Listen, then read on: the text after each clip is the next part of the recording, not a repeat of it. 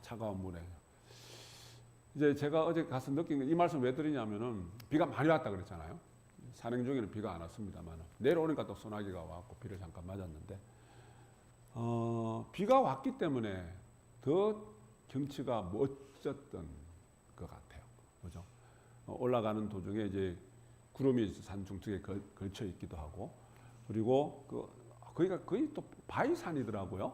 근데 평소에는 잘 볼 수 없다는데 바위 틈틈이 사이로 저 멀리서 보이는데 이 비가 많이 와서 그래요. 이 폭포가 쭉 길다랗게 해서 여기저기 막 폭포수가 떨어지는 거예요. 예, 그래서 사람들이 비가 왔기 때문에 더 경치가 멋지다. 그죠? 이런 날씨, 이런 경치 참 보기 힘들다. 이런 말씀들 하세요. 그래서 저는 딱 느끼면서 우리 삶의 모습도 그렇잖아요. 지난번에도 그런 말씀 드렸습니다만 늘 햇빛 짱짱할 수는 없어요. 그죠? 늘 날씨가 맑을 수는 없단 말이에요. 예. 이게 좀 날씨가 늘 맑으면 뭐예요? 비도 안 오고 날씨가 늘 맑으면 뭐가 된다 그랬어요? 내 인생이 사막과 같이 돼버려요. 거기도 못 살아요. 그죠? 비도 좀 와야 되고, 구름도 깨야 되고, 또 햇빛도 나야 되고, 그래야지 농사도 되고, 그죠? 그런 겁니다. 비가 왔었기 때문에, 산을 오를 수 있을까, 못 오를까, 막 고민을 했다가, 그래도 딱 날이 개어서 이제 올랐는데, 비가 왔었기 때문에 더 경치가 멋지더라는 이야기입니다. 우리 삶에서도 비가 오고, 뭔가 이렇게, 뭡니까? 삶의 어떤 불편한 것들이 있고, 그런 것들이 오히려 내 삶이 더 멋진 삶이 될 수 있는, 멋진 삶이 될 수 있다. 그런 생각이 듭니다. 지난주에 이렇게,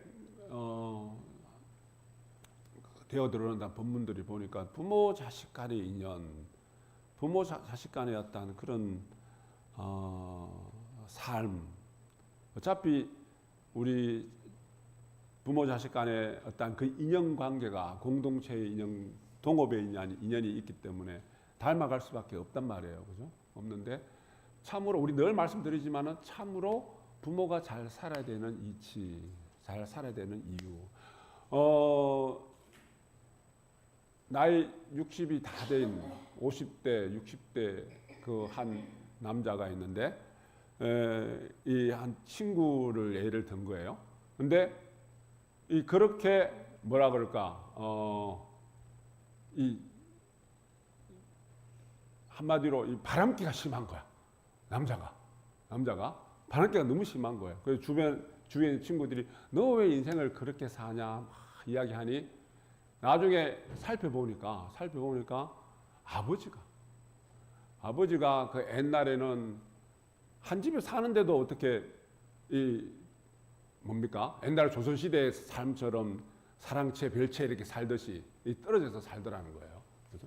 그래서 보니 아버지가 그러니까 한 집에 살지만 엄마하고는 떨어져서 남처럼 살고 아버지는 늘 밖으로 돌아다니고. 그래서 너는 아버지도 그렇게 살았는데 너는 왜 그렇게 사냐 그러니까 아버지가 너무 밉대. 그러니까 집에서는 아버지한테 인사도 안 해. 아버지가 너무 미운 거야. 예.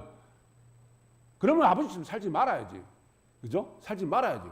근데 아버지가 너무 미운데 자기도 아버지처럼 살아. 그죠?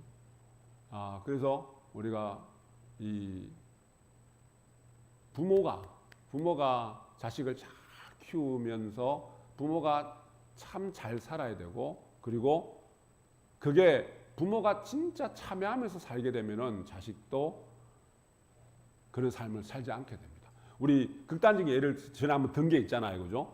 아버지가 술주정뱅이고 아버지가 늘 알코올 중독자로 살아갔는데 아들 둘의 삶이 달라지더라. 하나 예를 든 거예요. 이야기입니다. 그죠? 아들 둘이 한 사람은 아버지와 똑같은 삶을 살고 있고 술주정뱅이로 알코올 중독자로 한 사람은 공부 열심히 해서 훌륭한 판검사가 되어 있더라는 거예요. 왜?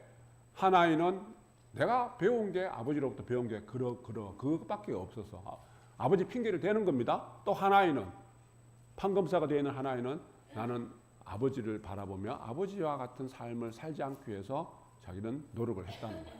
어떻게 바라보느냐에 따라서. 그죠? 여하튼 우리가 이 아버지라는 존재가, 부모라는 존재가 잘 살아야 된다는 이야기는 뭐예요? 늘 삶의 과정 속에서 참회하면서 내가 지었던 과거 잘못된 것들을 반성하고 후회하고, 더 나아가서 우리는 뭡니까? 더 나아가서 진실된 참회가 되어갈 수 있도록, 그죠? 내가 불보살의 삶을 살아가지 못하는 그 자체를 참회해 나가는 진실된 삶을 살아갈 수 있는 그런 모습을 보여줄 때, 사람은 살다 보면은 실수 안 하고, 그죠? 내가 허물 없이 사는 사람 이 세상에 있을까요? 아무도 없습니다. 그죠? 자, 그럴 때 내가 어떤 마음으로, 어떤 모습으로 살아가고 있느냐에 따라서 과거에 지었던 잘못된 것들도 우리가 진리의 인연으로 봤을 때 그게 용서가 되고, 그게 참회가 되면서 더 건강하고 발전된 삶을 살아갈 수 있고, 나와 가장 가까운 우리 자식들에게 보여줄 수도 있고, 그죠? 그러한 삶이 되어야 되겠다라는 생각이 듭니다. 자, 우리가 우리 천국, 극락세계, 그리고 그 반대는 지옥세계. 지옥세계의 모습은 어떨까요? 우리 천국이라는 극락세계의 모습은 어떨까요? 우리 유명한 가수 거기 나훈아 씨가 노래 부른 거 보면은, 테스 형인가 보면은 묻잖아요. 테스 형 천국에 가보니까 어떻습니까? 묻잖아요. 그죠? 궁금하죠? 네? 궁금하잖아요.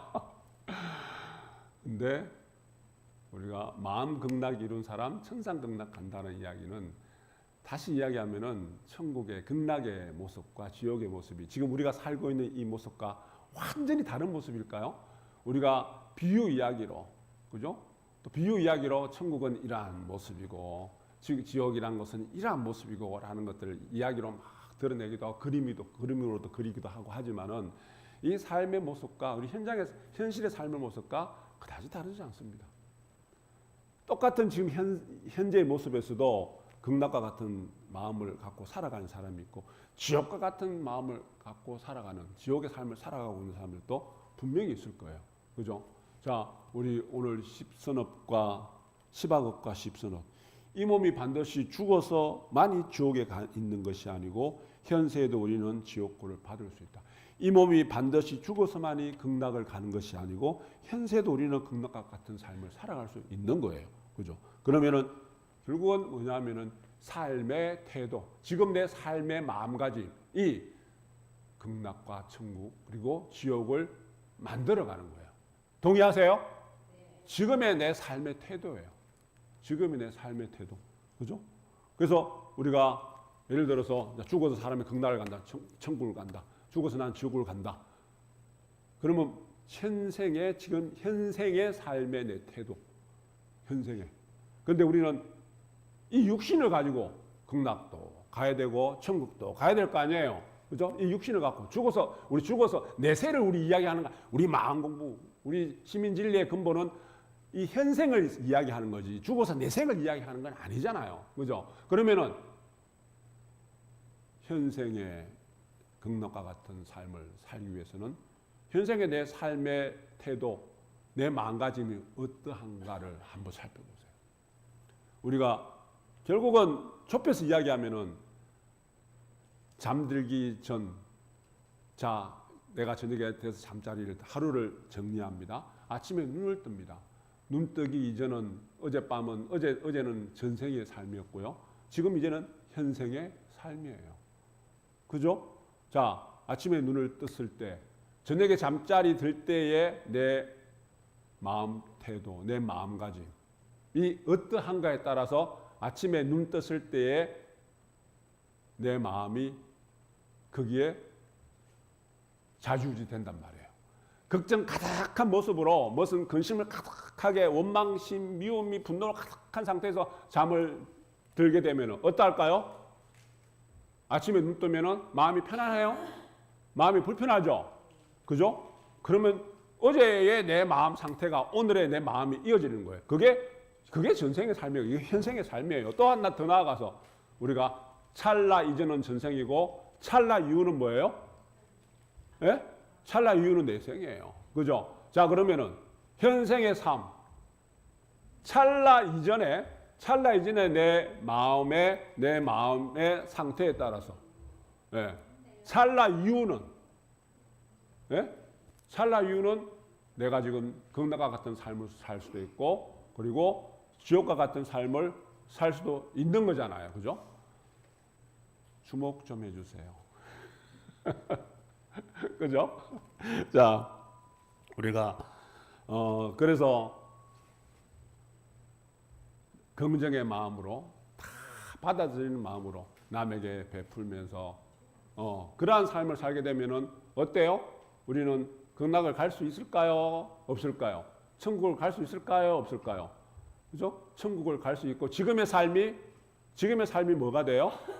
극락과 같은 삶이 되어지는 겁니다. 그런데 내가 지금 불만에 미움과 원망에 부정적인 생각을 가득 갖고 살아간다면은 그렇게 평생을 살아갔는데 내 생에 극락을 갈 수 있을까요?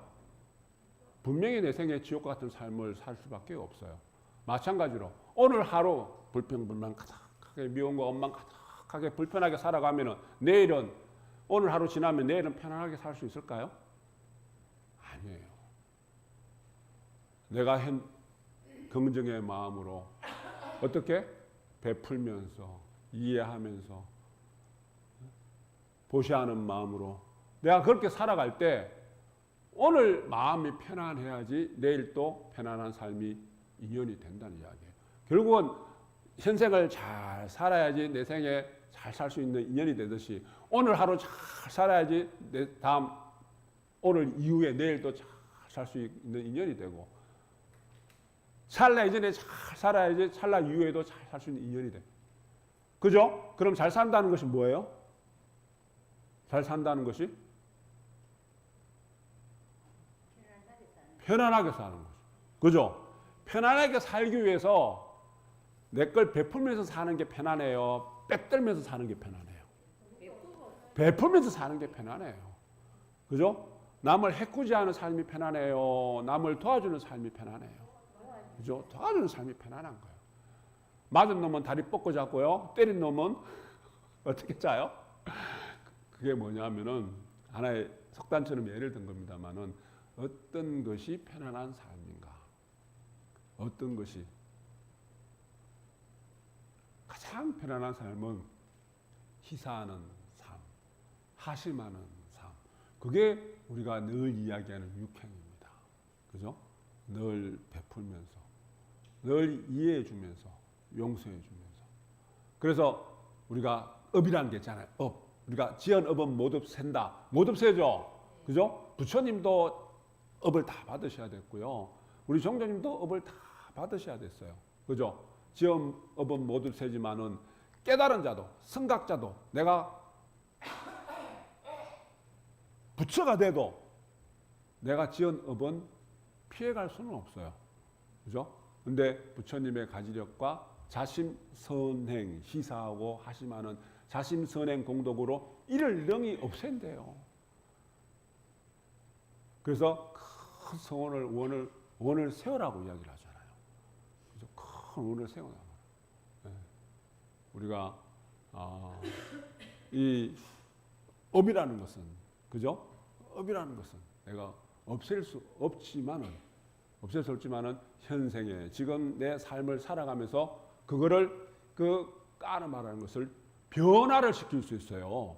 바꿔낼 수 있다는 이야기예요. 그래서 지연업이 말해서 지연제가 말해서 내가 이걸 고통을 받을 수밖에 없고 그게 아니라 어떻게 현생에 내가 복짓는 삶을 그런 삶을 실천하고 내가 어떤 마음으로 살아가느냐에 따라 갖고 내가 지연업이지만 까름하지만은 그거를 지연대로 그대로 살아갈 수밖에 없다면 그건 운명이잖아요.